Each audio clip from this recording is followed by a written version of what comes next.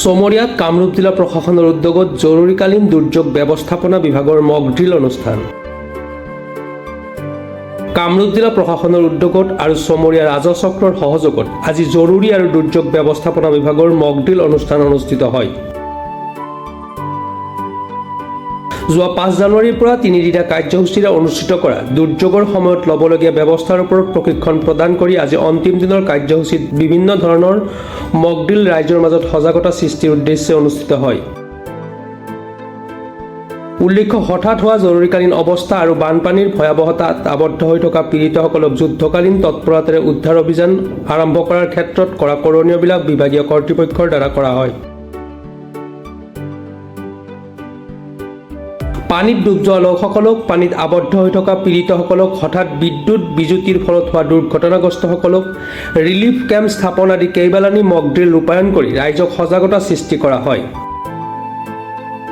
আজিৰ এই কাৰ্যসূচীৰ অংশ হিচাপে NDRF, SDRF, সীমা সুৰক্ষা বাহিনী, সমাজ কল্যাণ বিভাগ, জিলা স্বাস্থ্য বিভাগ, অগ্নি নিৰ্বাপন বাহিনী, বিদ্যুৎ বিভাগ আদিয়ে প্ৰধানকৈ যৌথভাৱে সহযোগ কৰি সুচাৰুৰূপে পৰিচালনা কৰে কাৰ্যসূচীখন। আজিৰ অনুষ্ঠানত পৰ্যবেক্ষক হিচাপে উপস্থিত থাকে কামৰূপ জিলা ব্যৱস্থাপনা বিভাগৰ বিষয়া ৰাজীৱ দত্ত চৌধুৰী, চমৰীয়া ৰাজচক্ৰ বিষয়া নন্দন নীলোৎপল ভাগৱতী, বকো অগ্নি নিৰ্বাপক বিভাগৰ তথা জৰুৰীকালীন সেৱা বিষয়া দেৱেন্দ্ৰ নাথ কলিতা, কামৰূপ জিলা প্ৰশাসনৰ বিষয়া, স্থানীয় গাঁওবুঢ়াৰ লগতে চমৰীয়া ৰাজচক্ৰৰ সমূহ কৰ্মচাৰীবৃন্দ। 3 দিনীয়া ৰাজহ আৰু দুৰ্যোগ ব্যৱস্থাপনা বিভাগৰ ফালৰ পৰা কাৰ্যসূচী এটা চলি আছে, circle level emergency management exercise বুলি। আজি অন্তিমটো দিন, তৃতীয়টো দিন। আগৰ 2টা দিন আমাৰ চমৰীয়া আঞ্চলিক কলেজত তাতে আমাৰ হেৰি হৈছিলে, বাকীখিনি যিখিনি এক্সাৰচাইজ কৰিব লগা আছিল তাতে সেইখিনি আলোচনা হৈছে বিভিন্ন বিভাগৰ ফালৰ পৰা, য'ত SDRF আৰু NDRF উপস্থিত আছিলে।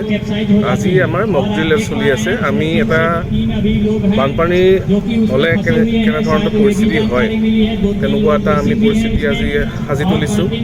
আৰু আমাৰ যি ডিজাষ্টাৰ মেনেজমেণ্ট মেনুৱেল আছে, সেই মেনুৱেলত যেনেধৰণে বৰ্ণনা কৰা আছে যে দুৰ্যোগৰ সময়ত বিভিন্ন বিভাগৰ হওক যি যি কৰণীয় থাকে বা ৰাইজৰ হওক, প্ৰথম হোৱাৰ লগে লগে কেনেধৰণে ৰাইজে গোটেই পৰিস্থিতিটোৰ লগত মোকাবিলা কৰিব, তাৰপিছত বিভাগসমূহে কেনেধৰণে আগবাঢ়িব, ঠিক তেনেধৰণে আমি ষ্টেপ বাই ষ্টেপ যিখিনি কৰণীয় আছে সেইখিনি আমি আজি কৰি পেলাই এটা মক এক্সাৰচাইজ আমি এটা চলাই আছোঁ বৰ্তমান।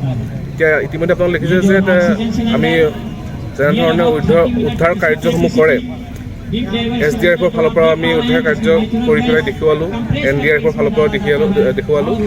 এতিয়া উদ্ধাৰ কৰাৰ পিছত যিসকল আপোনাৰ আঘাতপ্ৰাপ্ত হৈছে তেখেতসকলক আমি হস্পিটেললৈ স্থানান্তৰ কৰিছোঁ। আৰু বাকীসকল লোক যিসকল বানপানীৰ ফলত নিজৰ ঘৰ এৰি আহিবলগীয়া হৈছে তেখেতসকলক আমি চমৰীয়া আঞ্চলিক কলেজত মডেল ৰিলিফ কেম্প হিচাপে ঘোষণা কৰিছোঁ। তাত তেখেতসকলক আশ্ৰয়ৰ বাবে আমি যাবলৈ আহ্বান জনাইছোঁ। চমৰীয়াৰ পৰা চাইফুল ইছলামৰ report, Pratah time digital. Mobile plus physiotherapy wellness and rehabilitation centre, দক্ষিণ কামৰূপৰ ব্যৱসায়িক প্ৰাণকেন্দ্ৰ বিজয়নগৰৰ লগতে VIP চক আৰু গুৱাহাটী মালিগাঁও পাণ্ডৱনগৰত থকা 3খন ক্লিনিক বৰ্তমান প্ৰায় 20 বছৰৰ অভিজ্ঞতা পুষ্ট তথা এতিয়ালৈকে প্ৰায় 40,000 ৰোগীক সুস্থ কৰি তোলা ডক্টৰ পল্লৱী নাথৰ তত্ত্বাৱধানত চলি আছে। এই ফিজিঅ'থেৰাপি চেণ্টাৰ 3টাত বৰ্তমান অভিজ্ঞ ডক্টৰৰ দ্বাৰা যিকোনো জটিল ফিজিঅ'থেৰাপি চিকিৎসাৰ লগতে যিকোনো ৰোগীৰ ঘৰলৈ গৈ চিকিৎসা সেৱাৰ সুব্যৱস্থাও ৰাখিছে। আমাৰ ঠিকনা mobile plus physiotherapy wellness and rehabilitation centre, opposite Uparshali Bijoynagar SBI branch. আমাৰ VIP চকৰ ঠিকনাটো হ'ল VIP chowk near VIP bus stop, Borjhar, Guwahati. আমাৰ মালিগাঁও ঠিকনাটো হ'ল চেলাছ 360 physiotherapy and rehabilitation centre, Maligaon, Pandavnagar, Guwahati 12। আমাৰ যোগাযোগ নম্বৰ হৈছে 8011744696।